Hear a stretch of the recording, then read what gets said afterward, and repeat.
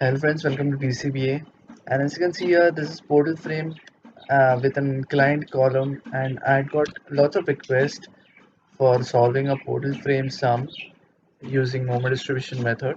So I'm going to solve this sum using moment distribution method in this particular video, and I'm also going to solve this sum using slope deflection method. The special thing about this portal frame is that it's got an inclined leg, and that is why it's a bit tedious and also uh, a bit lengthy, though it's a typical type of sum that is asked in the university. So let's get started. First step, as you know, in moment distribution method is the fixed end moments, finding fixed end moments. So as you can see here, that there is no force acting on member AB or CD. There's only a force acting on member BC, and therefore the fixed end moment would be minus 10 into 4 by 8, that is minus WL by 8, is equal to minus 5 kilonewton meter. MF series plus 10 into 4 by 8 is equal to plus 5 kilonewton meter. Now this is basically uh, anti-clockwise is, I have assumed anti-clockwise to be negative and clockwise to be positive. Okay. MFCD and MFDC both are 0. Step 2 is finding the distribution factor. Now if you have seen my moment distribution method video, then you must be knowing that distribution factor is found only for the intermediate joints, and in this our intermediate joint is joint B and joint C. So first we will find the distribution factor for joint B, as you can see here, and the members connected to joint B are BA and BC. Then comes joint C, and members connected to joint C are CB and CD. The relative stiffness for member BA is 4EI by L. If you know what is relative stiffness, then this is the relative stiffness in which the far off end is fixed. So for member BA, if you see, then A is the far off end which is fixed. Therefore it is 4EI by L. L is 4, and when you simplify it we get EI. BC is again 4EI by L, because we consider all the intermediate joints to be rigid joints, and rigid joints are basically like fixed joints only. Okay, so that is a primary assumption. All the intermediate joints would be rigid joints, and therefore they will also be considered as fixed. So 4EI by L, again L is 4, so it is equal to EI. Now CB is again 4EI by L. Okay, first we sum them up. We get total relative stiffness which is equal to 2EI, and then distribution factor is given as EI by 2EI, which is equal to 0.5 for member BA, and for BC is EI by 2EI, which is equal to 0.5 again. For member CB it is 4EI by L, and 4EI by 4, that is L is 4, so again it is equal to EI, and CD again 4EI by L, but your L is 2 root 5, so it is 2 root 5 by 5. Here EI should come, I just didn't write it, so take a note, and then we sum them up, we get 1.8944 EI. The distribution factor for CB would be given as EI by 1.8944, which is equal to 0.52786, and for CD it is this value by this value, which is equal to 0.47214.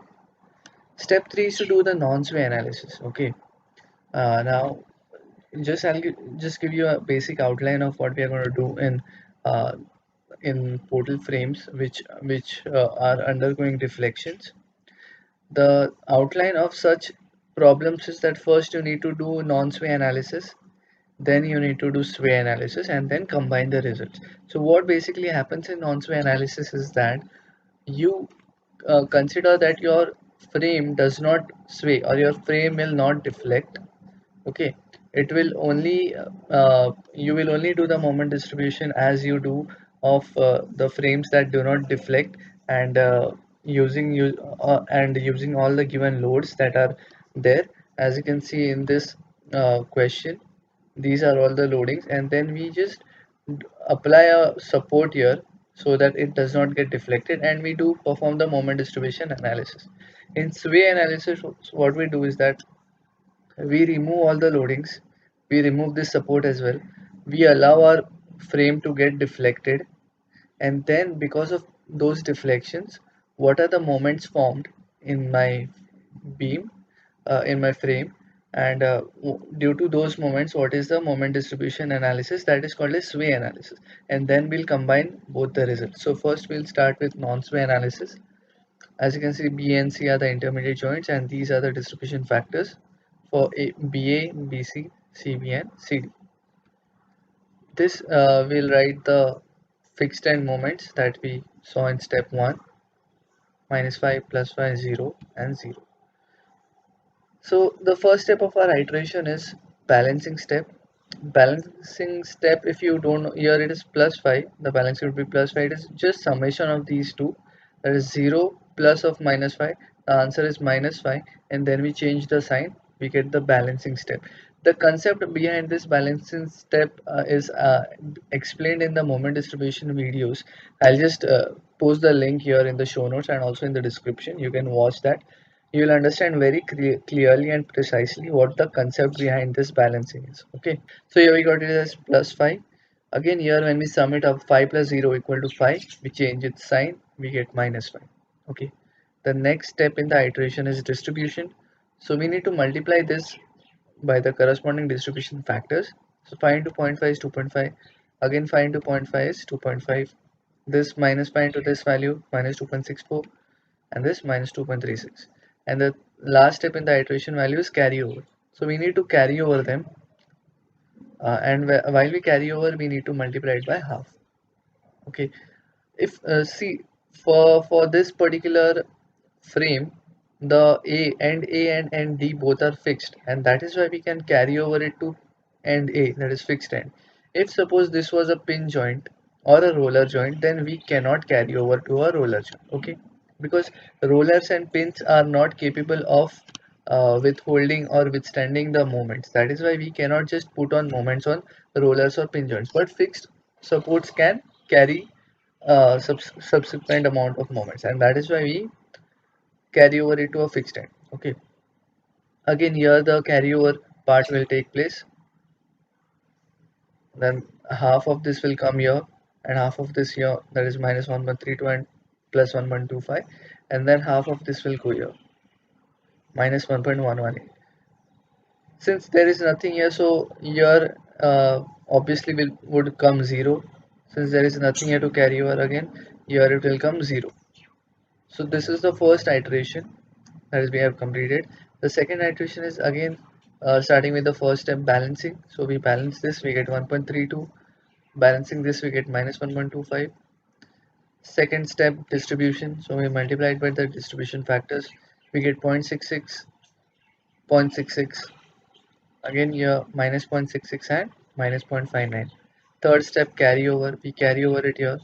So it is 0.33, -0.33, +0.33, and -0.295.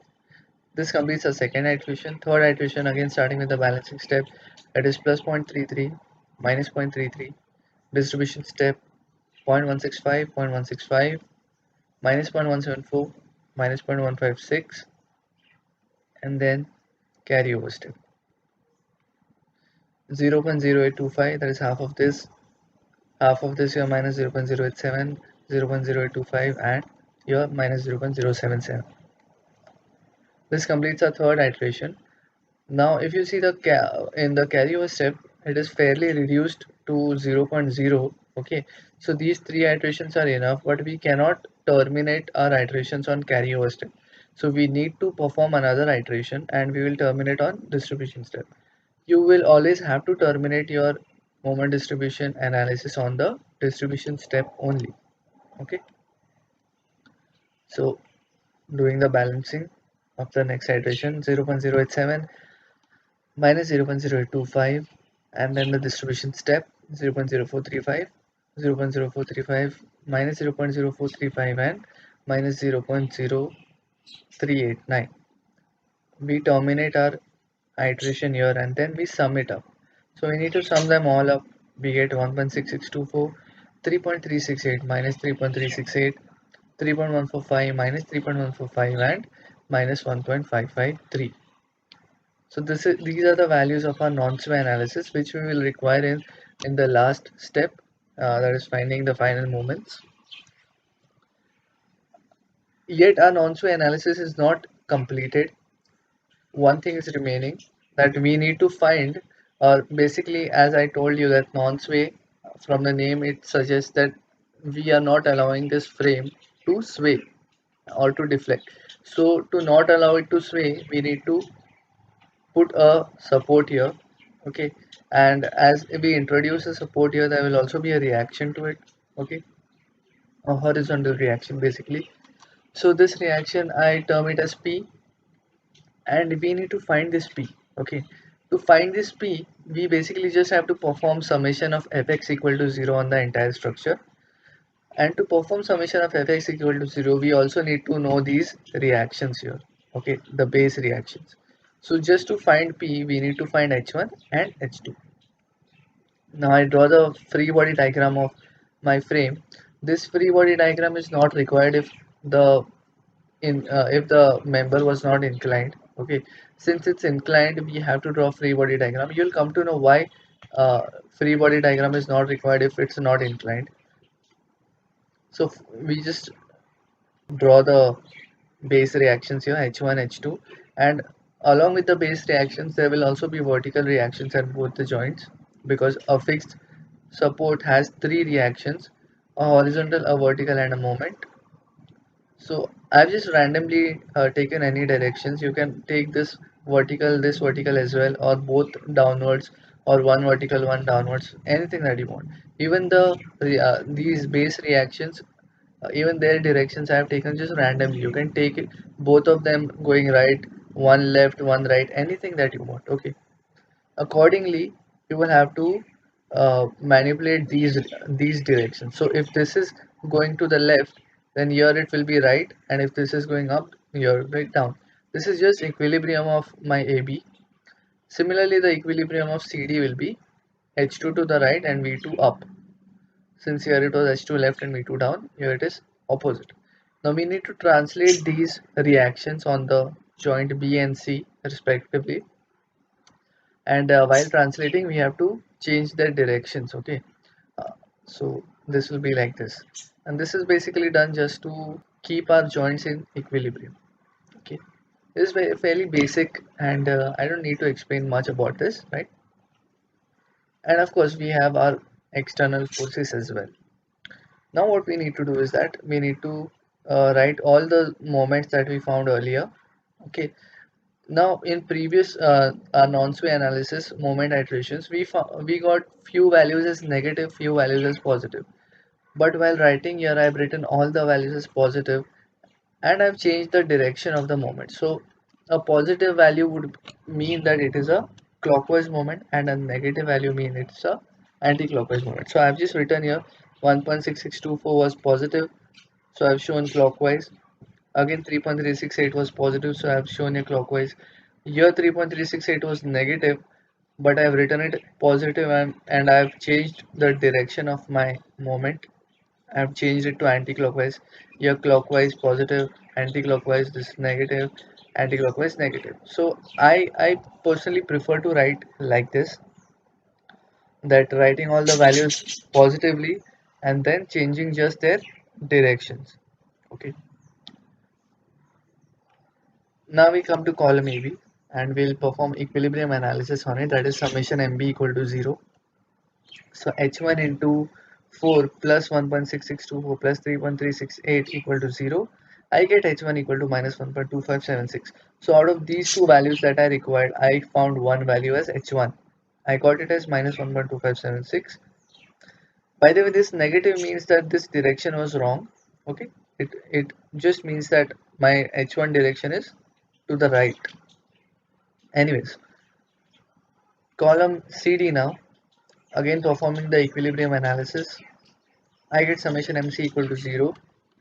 So it is minus H2 into 4 minus V2 into 2 plus 1.553 plus 3.145 equal to 0. Whenever I take moments, I basically use the sagging and hogging concept. That is, if I'm finding the moment at C, I fixed that particular point, and I check what this force would be doing to my beam, how it is going to deflect my beam. So this H2 is going to deflect it like this. That is, it is creating a hogging shape, and hogging is negative. Again, this V2 is creating a hogging shape, therefore it is negative. You can take any sign conventions, whichever is suitable to you. The answer you'll get is the same only. So we cannot now proceed further because we do not have the value of V2, neither do we have the value of H2, which is required basically. So now what to do? We cannot proceed further. We'll go and move on to beam BC. Again, performing the equilibrium analysis, that is summation MC equal to 0. V1 into 4 minus 3.368 minus 10 into 2 plus 3.145 equal to 0. So from this I can get V1. Okay, so I found V1 is equal to 5.05575. Now somehow I need to find this V2. So how to find V2? Using the equilibrium condition on entire structure, this basically entire structure, I can write as summation Fy equal to 0, right? So plus V1 minus V2 minus 10 is equal to 0. Okay, and then we get the relation between V1 and V2. V1 we already know, V2 is the only unknown. So V2 is minus 4.9443 kilonewtons. And since now V2 is known, the only unknown remains here is H2. So H2 we found as 3.6466 kilonewton. That's it. So we found H1 and H2, and our main aim was to find P, right? So now what we'll do is I've written here H1 and H2. I've changed the sign direction of H1 and written it positive. This is H2, this is P. So I'll just do the summation Fx equal to 0. So 50 plus 1.2576 minus 3.6466 minus P equal to 0. I found P is equal to 47.611 kilonewton. Now this P, as you can see here, this is resisting my sway thing. Okay, I'm basically resisting it from swaying, and this much force is required to resist it from swaying. Therefore, I can sufficiently say that this much force is required to sway it. Since the force was required to resist it, since this much force was required to resist it, it automatically means that this much force is required to sway it also. Okay, so we found P. And this is the force that is required to sway my sway my frame to the rightwards. Okay, so we found P. Now our non-sway analysis is completed. Now we move to sway analysis. As I told you previously that this we sway the structure, and it is going to sway somewhat like this. Okay, this joint C is going to move in an inclined manner. We have swayed it by a horizontal deflection called as delta. Okay, and we need to find the moments generated due to these deflections. Now a very important note that we have to take here is that we have to always take deflections which are perpendicular to the member. Okay, so this horizontal deflection is basically perpendicular to member AB. Since this is a vertical member, the perpendicular deflection would be horizontal, and this is suitable only for member AB. But for member BC, which is a horizontal member, the perpendicular deflection would be a vertical deflection, which right now we do not have any vertical deflections with us. We only have the horizontal. And also for CD, the perpendicular deflection would be an inclined deflection. Okay, so we draw a triangle here, and this is the vertical deflection, as you can see from the original axis of the beam going upwards, vertical deflection, and this is the inclined deflection which is perpendicular to my beam CD.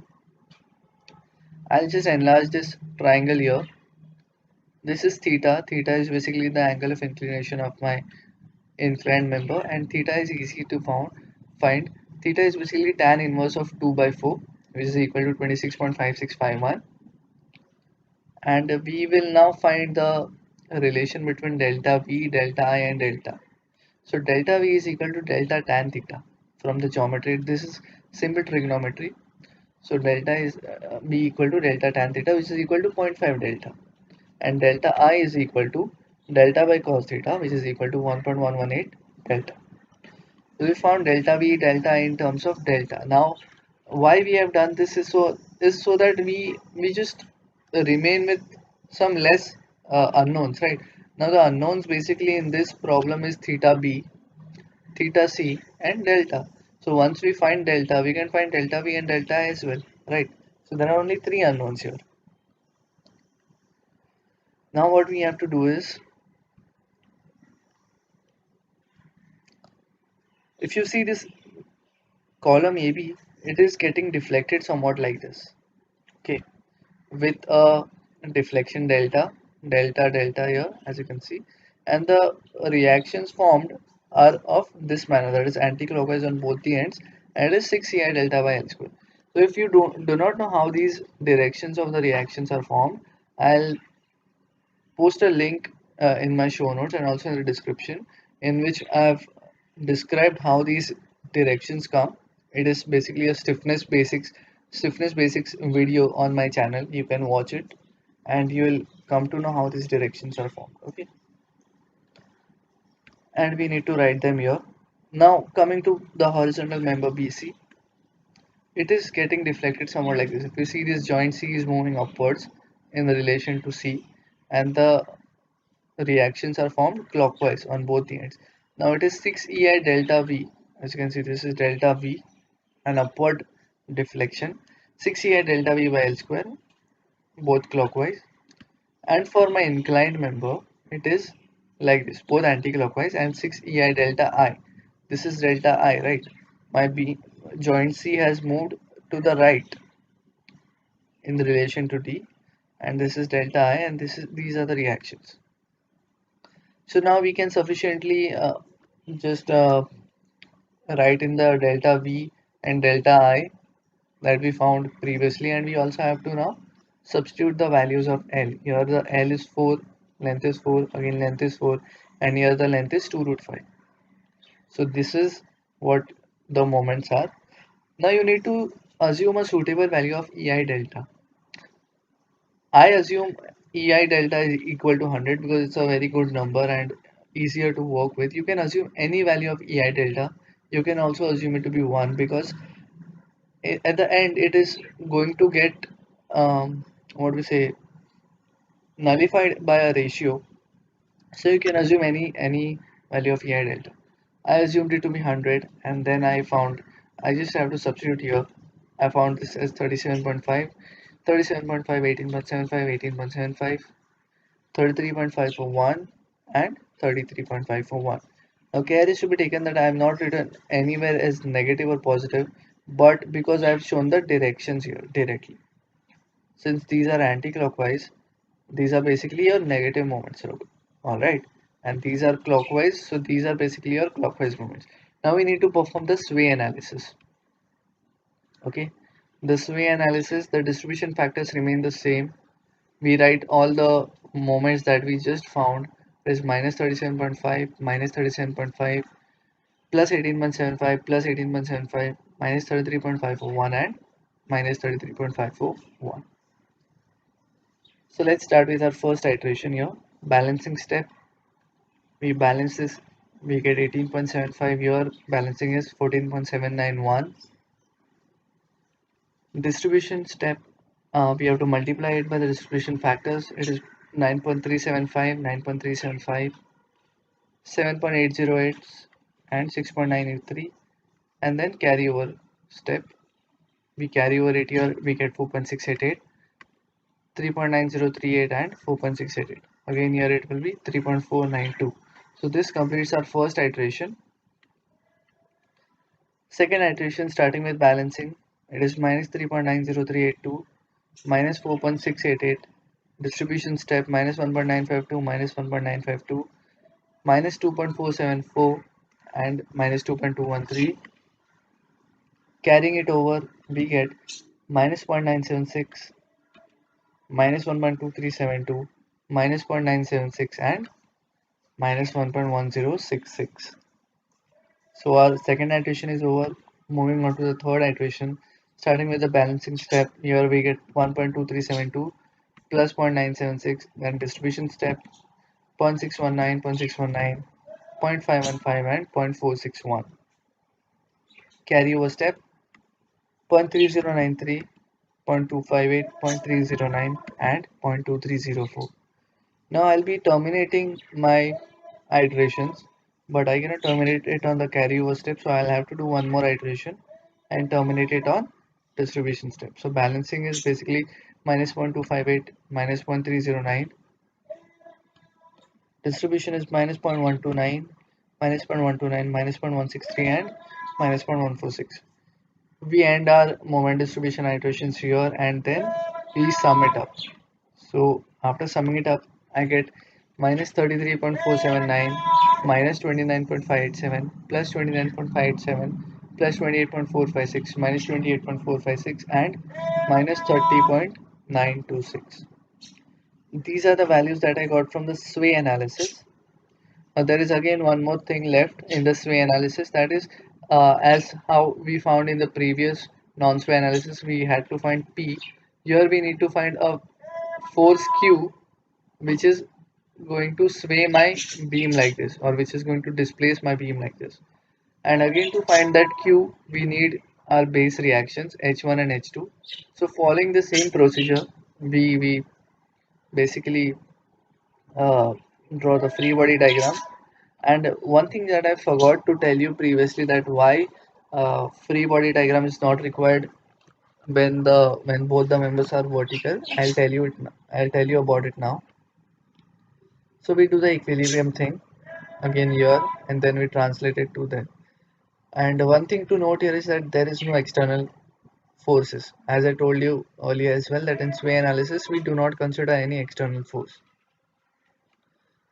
And these are the moments that we just found from the sway analysis. The positive moments would be written, all the moments are basically, I have written here positive. I've just changed the direction wherever it is required. Okay, positive moments would be shown with clockwise and negative moments would be shown with anti-clockwise. Now in column AB, when I take summation MP equal to 0, I get H1 into 4 minus 33.479 minus 29.587 equal to 0. I get H1 as 15.7665. So I directly got my H1. H2 in column CD, summation MC equal to 0. I get this whole equation. Okay. And now if you carefully see this equation, I cannot find my value of H2 without finding the value of V2. Okay. And that is why we need to draw the free body diagram of all the components just to find these vertical components. Had this been a vertical member, then we would have got H2 like we got H1, because if you see this is a vertical member, we directly get H1. So if this was also a vertical member, we would have directly got H2. There was no requirement of drawing all the free body diagram and everything. Okay. So just to find this V2, now we have to move on to beam BC. Summation MC equal to 0. V1 into 4 plus 29.587 plus 28.456 equal to 0. From this equation I get V1, and V1 equal to minus 14.493. Okay. Now I need to find the value of V2 somehow. So from the equilibrium conditions, I'll do the summation Fy equal to 0. What I get is V1 minus V2 equal to 0. Right. So I get a relation between V1 and V2. So from this I can find the value of V2. V2 equal to minus 14.493 kilonewtons. Now I substitute this value of V2 in this equation to get H2. So basically now we found H1 and H2 both, and now we can find our force Q that is going to sway my beam, right? So force Q will be again doing the summation Fx equal to 0. Force Q is 15.7665 plus 22.1025 equal to 37.875 kilonewton. This we found our force Q, and here our sway analysis is completed. And now the final step is writing the final moments. Now these are the non-sway moments, all the moments that we found from the non-sway moment distribution iterations, and this is the value of P, that is 47.611 kilonewton.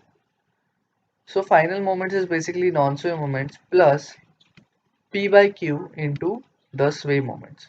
Okay, so non-sway moments plus P by Q into sway moments. These are all the sway moments.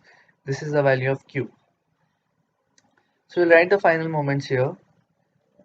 These are all the non-sway moments, P by Q, and all the sway moments. Now care is to be taken that all the anti-clockwise moments should be written negative, and all the clockwise moments should be written as positive.